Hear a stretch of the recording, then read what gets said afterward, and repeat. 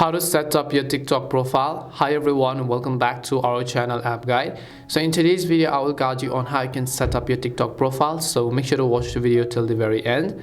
So in order to set up our TikTok profile, all you have to do is open up TikTok, assuming that you've already created an account. Okay, so I'm assuming you've already created an account. If you have not yet created an account, then you can just go ahead and create one right away.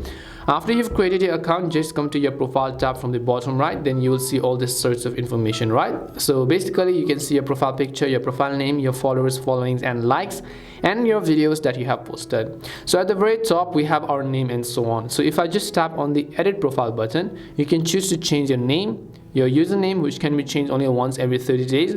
You can add a bio, or you can also link your Instagram and your YouTube account. And if you want to change add a photo or video to your profile, you can just tap on change photo, add a new profile photo that you might want to upload.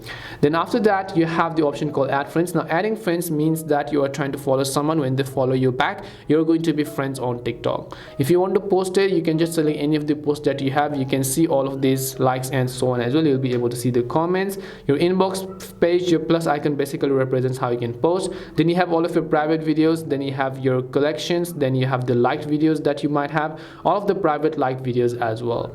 And this is simply how you can set up your TikTok profile as a beginner. We hope the video was really helpful, and if it did help you, then make sure to leave a like and subscribe to the channel. If you have got any questions, feel free to leave them down. Thank you very much for watching, and see you in the next video.